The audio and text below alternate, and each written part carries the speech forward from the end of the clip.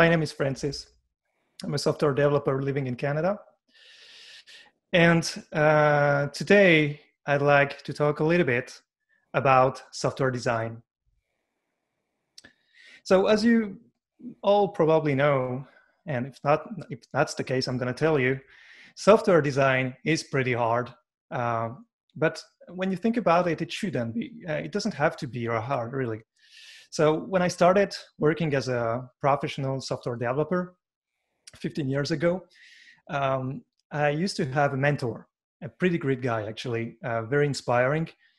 And he made me realize a bunch of things regarding software design, and among others, that how much maintainable and sustainable design matters. That was really important to him, and that became, I think, fundamental for me to over the years after. And not only for economical reasons, really, it's also for the sake of my own mental health and probably my work-life balance, I guess.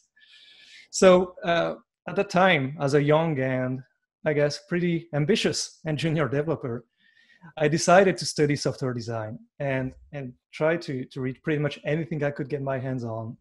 So I guess among the books that you see there, there's a bunch of them I'm pretty sure you know. So authors such as Robert Martin, Sandy Metz, Ken Beck, Andrew Hunt, and some others actually became among my favorite authors at that time. I was reading them all the time. However, no matter how hard I studied these books and software design in general, I was still unable to write designs such as the one described by my mentor. Actually, I was spending a whole bunch of time trying to figure that out, and too often I ended up taking way too many shortcuts, or simply blindly applying all those principles and best practices without really knowing why. I just did not understand what these principles stand for. I just knew them, but that's pretty much all. And the problem is that it's very hard actually to understand these guidelines without understanding their essence first. And this is something I feel we tend to forget when teaching software design. Too often, we tend to overwhelm people with thousands and thousands of principles and best practices without actually conveying what ties them all together. Because if you think about this, all those best practices and principles, they all share some common ideas, right? And those ideas all together form the fundamental set of guidelines that is required to write sustainable code. So in this talk, I'm going to attempt to sum up these ideas and to give you 3 fundamental principles, which I hope can help you to become a better software designer. So this is a coding talk, right? So let's look at some code. So all the examples I'm going to provide you with tonight, this afternoon or this morning, wherever you are actually written in Scala. But I've made sure that I'm not using any funky annotation nor syntax, just to make sure that everybody understands what I'm talking about. But if that's not the case, if there's something you don't get, please ask me questions. I'll be really glad to explain you what's going on. So in this example, we have a function called ink_by_1, which takes an integer and returns another one. And according to its behavior at runtime, we can assume that it's actually responsible for incrementing the integer it's provided with and for returning it. Now, ink_by_1 really could be implemented in different ways. You could use bitwise operators, for example, or simply the plus operator. But that, as far as we are concerned here, that doesn't really matter. That's an implementation detail. So what we really care about is that ink_by_1 does what it claims to do. That is, incrementing the integer it's provided with and returning as the result. In which situation would we care about its implementation, however? Maybe aside from performances, if that's really a concern in that case. In which case would that matter? Well, it would matter if for some reason, given a specific argument, ink by one does something that is not captured by its signature. So like, for example, outputting a string given a 3. What would be the implication of such behavior? Well, the first implication is that we would not be longer able to tell what ink by one, or at least how ink by one will behave once it's called and executed at runtime. We would not be able to do it without actually looking at its internals. And as a consequence, we lose refactoring capabilities. So for example, we are no longer able to replace X on line 2 by a tuple of 8 and 11, while being 100% sure that it won't affect the outputs of the program or its behavior when executed. So in other words, we cannot rely solely on ink by one signature to forecast its behavior at runtime. So let's look at a different example. So here we have a function foo, which has one input, that is the integer provided to the function, and one output, which is the Boolean returned by the function. Foo's implementation is pretty straightforward. It's just responsible for checking if a number is equal to 42 or not. Let's use this function to solve the following exercise. So here we apply foo to 42, and we assign the result to X. And now we'd like to know if prog1 and prog2 are equivalent or not. And as a matter of fact, they are. So if we try to replace the content of prog2 by the content of prog1, we won't get any difference regarding the output nor the behavior of the program once executed. It's going to be exactly the same result. Now let's do the same exercise with a different function. So bar has pretty much the same signature than foo. It takes an integer, it has one input, the integer provided to the function, and one output, which is the Boolean returned by the function. However, if we look at the function's implementation, we'll notice that when being executed, bar actually prints out a string on a console, like shown on line 10. So technically speaking, bar has one input, that's still true. However, it has two outputs, among which one is not captured by the function signature.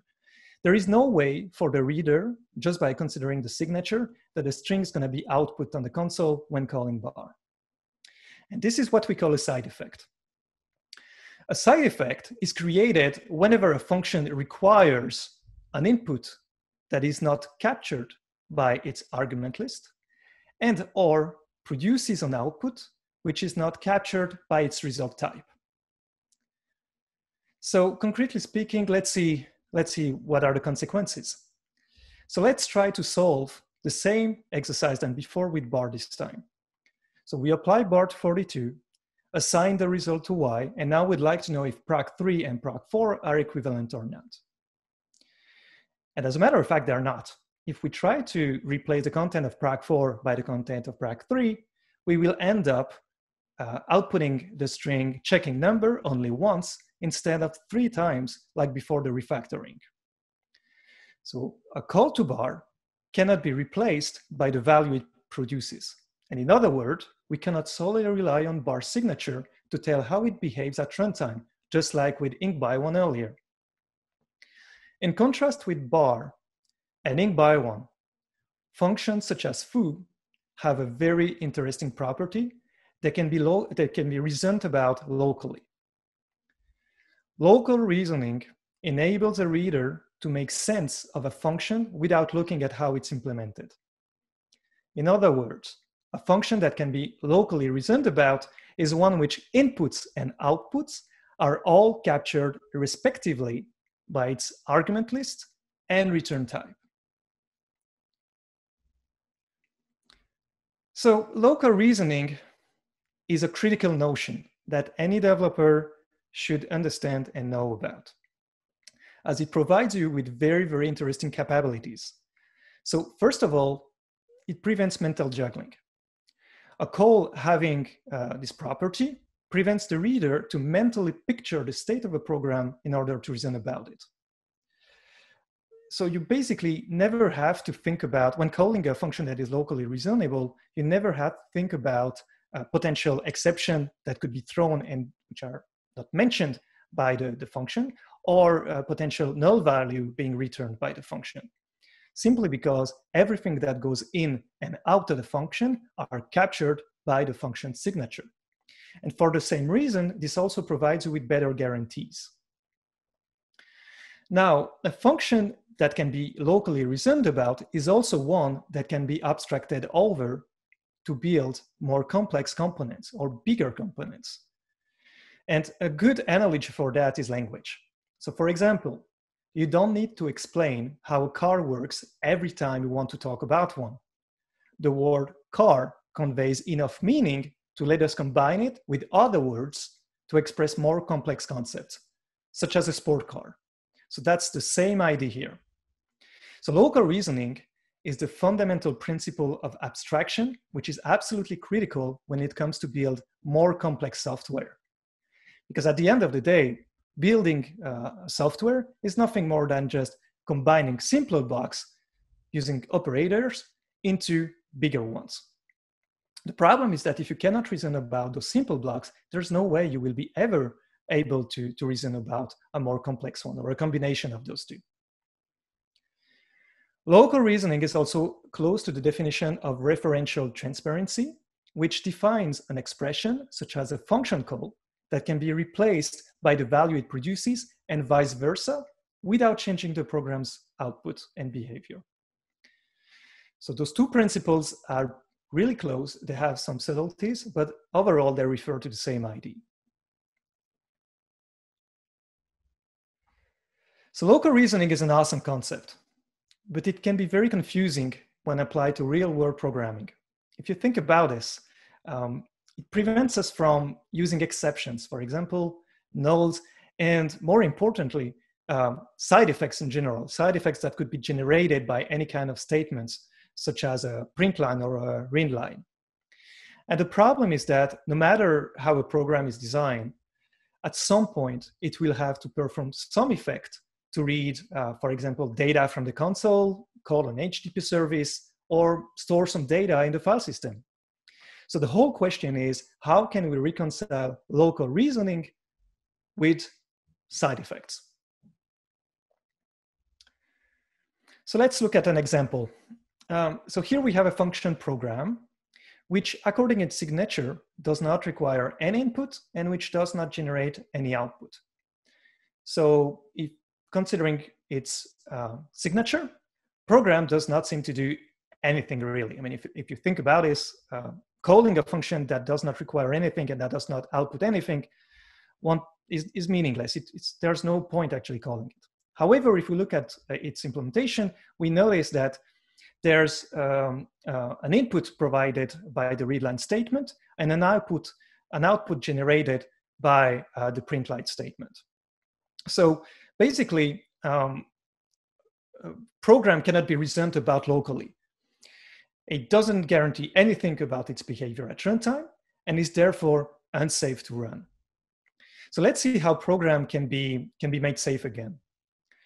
So by nature, if you think about this, a statement is eager, non-deterministic, as anything could happen during runtime, and cannot be replaced by the value it produces. This goes in contrast with values, which are deterministic, can be made lazy, and are interchangeable. So the trick here is to bring statements back to the world of values. So let's therefore create a model that actually enables us to represent all the instructions of our API, or whatever is required actually to express the program we've defined earlier. So IO is a wrapper that wraps a function potentially having side effects and which produces a value of type A. Using this wrapper, we can define values, or more precisely, actually values in this case, that can be used to define our program. So I'm cheating a bit here because I'm using also a function, but getStringLine could be a value. So putStringLine allows you to basically represent a value, to create a value that could, that once executed, will result in printing out a string on the console, while getStringLine will allow you to create a value which, once executed, will allow you to get something from the console. So we'll see how these things can be executed later. So using these two primitives, we can actually express the program just like before. However, there is one thing missing, which is a way to sequence those different instructions. And for that, we're going to use the chain operator. So the chain operator is simply a way to sequence two instructions. So it's basically responsible for piping the output of an IO to a function, which itself will create a new IO when executed. So you can think about this operation, you can think about line 10, just like you would generate a value using a statement that would be then used to call another statement. It's basically the semicolon in Java, nothing else. So once we have this, we can actually call and execute the program we've created using unsafe run. So unsafe run will basically execute all the side effects that are required to produce the value A defined by the program. So what have we done here?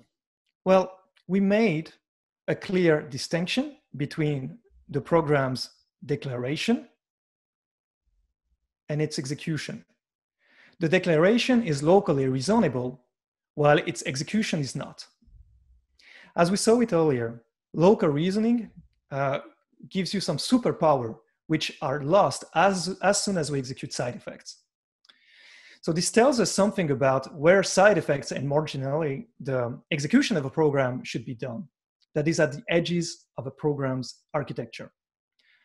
So what do we mean by edges?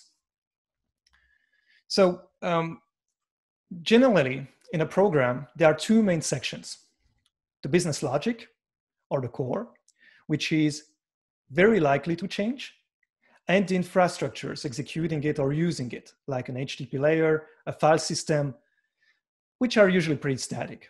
So why is the core more likely to change? Simply because that's the part you're going to change every time you want to introduce a new business feature or modify an existing one.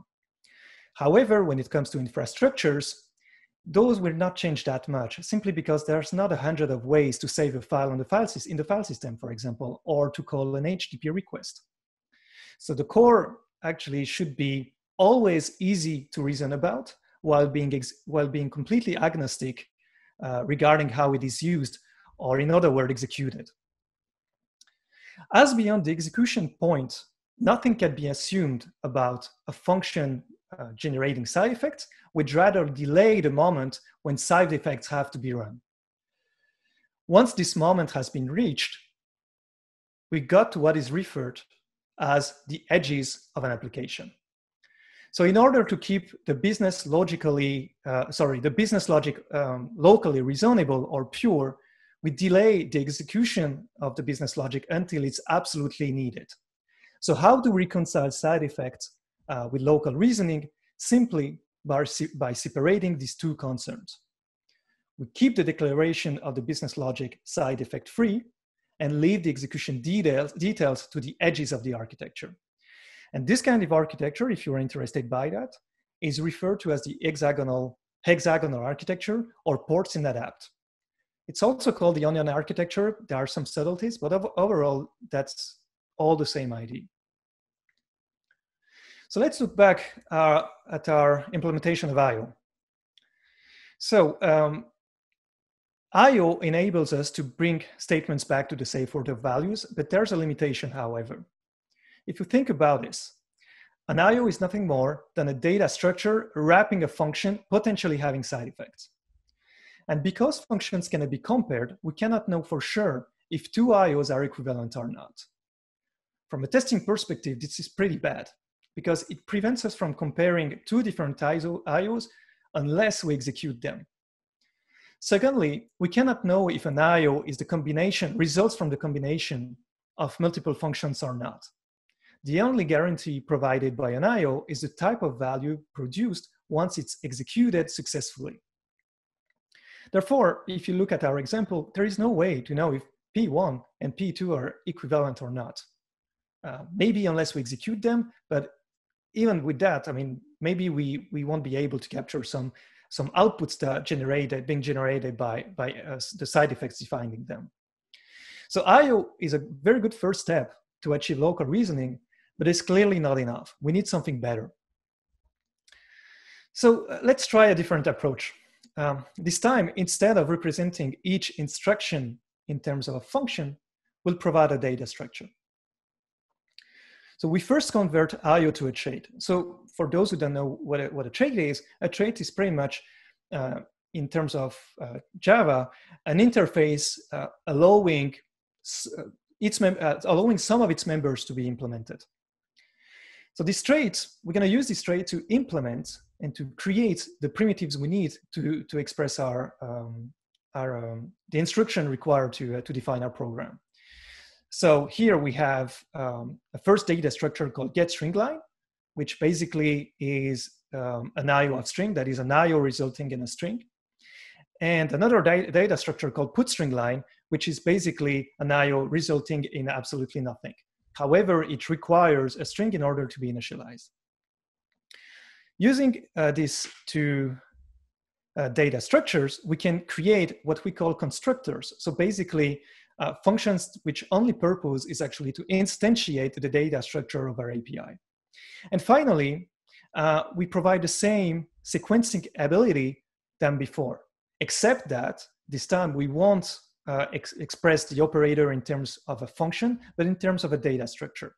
So you can see how these two approaches start to be different. One is really about expressing everything in terms of the evaluation function, while the other is about expressing everything about using a pure data structure. So using these data structures and constructors, we can actually express the same program than before using the same semantic. However, we want something, we gain something here. So first of all, we are dealing only with a nested data structure. So basically we can inspect this data structure, we can traverse it, and we can even optimize it if needed, which is exactly what we need to tell if two IOs are equivalent or not. And we can do this without executing any side effect, because at the end of the day, comparing two IOs using this approach consists of comparing two nested data structure, and that's all. Now, just like before, we end up just with the data structure, right? So declaring a data structure doesn't give you much. No side effects will be performed if you just declare this data structure. In order to perform the program, we will need what we call an interpreter. An interpreter is basically a function which purpose is to fold the program into a value and to perform any side effects that may be required to do so. So the interpreter looks like this. Basically takes the program as an input, it inspects it, and then basically attempts to match it against different patterns. So for example, if we have a getStringLine or a putStringLine, we're gonna perform the side effect, like the respective side effects that are related to it. If, however, we have a more sophisticated program, basically a combination of those two instructions, then we're gonna end up with a chain data structure. In that case, we would have to recursively call run on the wrapped IO, and then take the result of that first iteration in order to feed the function that is provided by the chain data structure. So if you don't exactly, if you're a little bit lost regarding how chain is working, I can provide you with more examples. I wrote an article about this. Also, note that the implementation I'm providing in this slide is not stack safe, which means it can be a little bit dangerous if you use this implementation with a recursive program. But there's a technique actually to fix that called trampolining, but I won't cover that tonight. I provided actually an example in my blog if you're interested by this topic. In any case, this approach allows us to keep a clean separation between the description of the program, that is the what, and its execution details, that is the how, while also providing inspection and optimization capabilities to the API. A good way to think about this approach is to think in terms of programming languages, where the language gives you the building blocks to describe a program and where the compiler acts as an interpreter. Now, despite being different, these two encodings happen to have many similarities. So both approaches make the distinction between the what and the how, but in one case, we embed the solution evaluation function in the data structure itself, while we keep it apart in the second case. Secondly, solutions or primitives are expressed differently in each case. The first approach represents solutions in terms of the evaluation function, while the second one relies on pure data structures, implementing a common trait.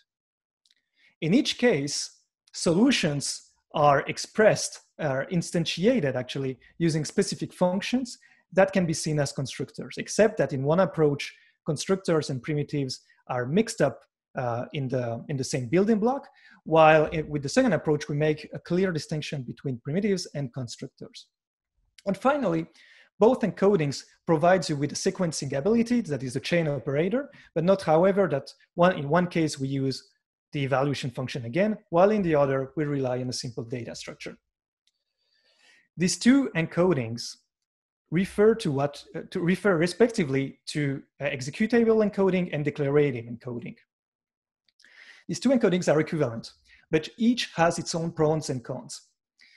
The executable encoding is usually simpler for newcomers and is also easier to implement in a legacy code base. Now, as all constructors and operators are expressed in terms of the evaluation function, adding new constructors and operators is pretty simple.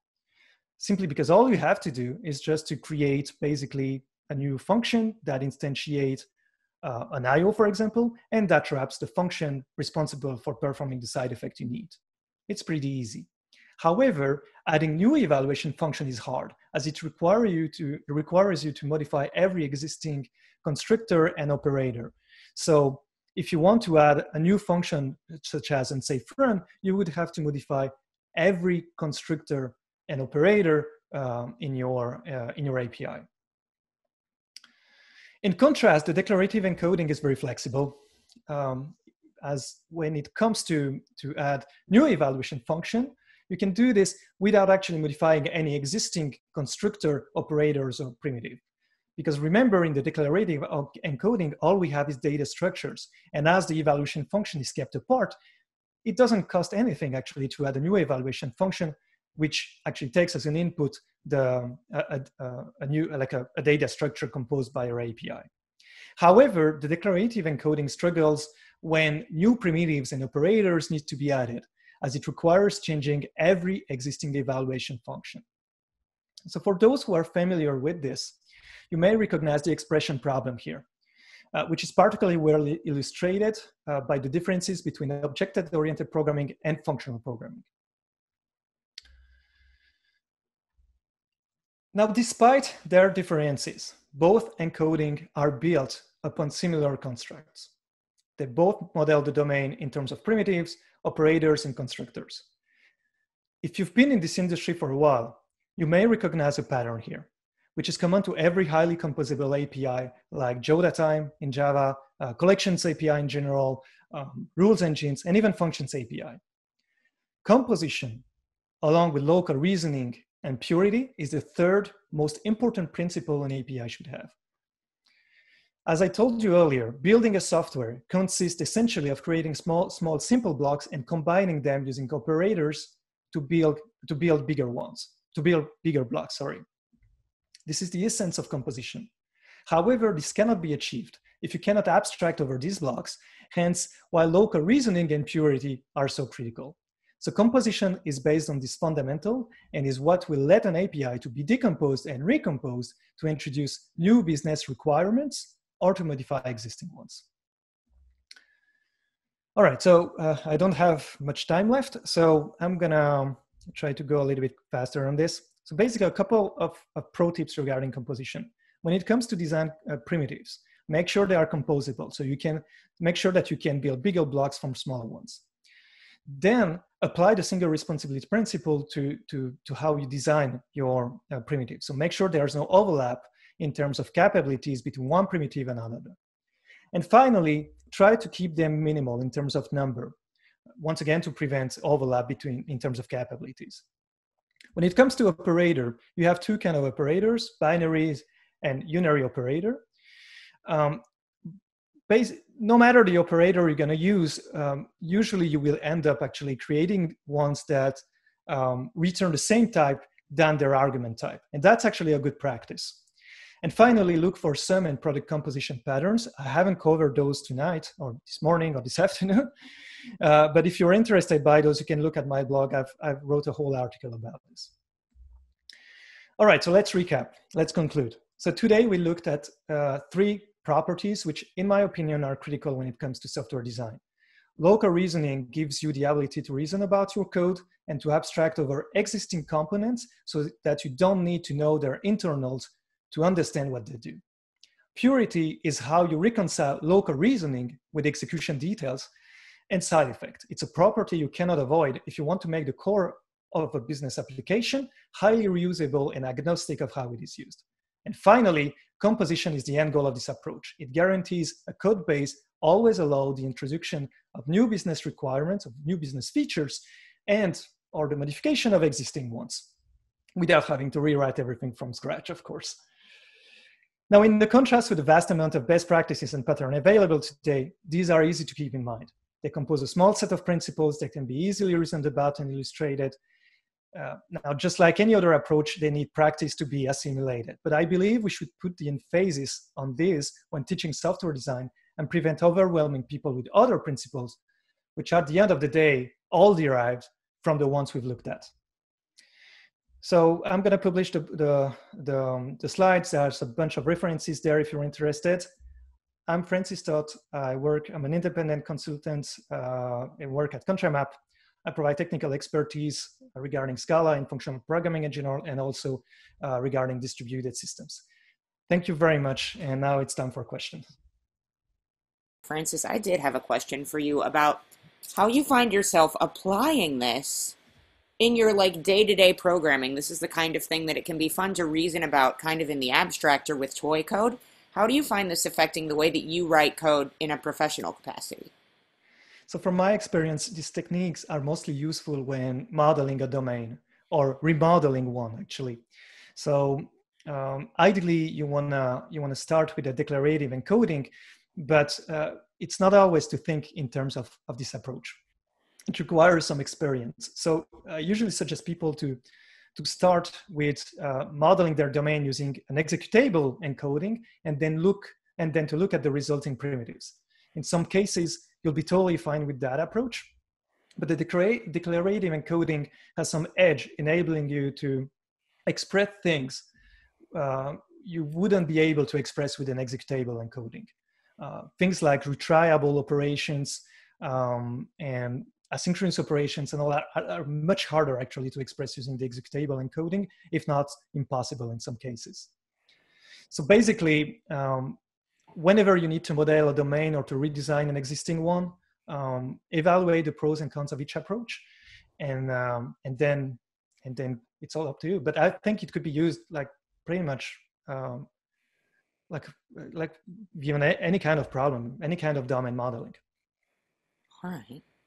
Well, thank you. I appreciate that. I did have one more question for you. You mentioned in your talk on a couple of different occasions some pieces that you've written on your blog. For further explanation, where can folks find your blog? Contramap.dev. Contramap.dev. All right. Fantastic. So folks can head over to contramap.dev to read more about what Francis has said about this kind of stuff. Thank you so much.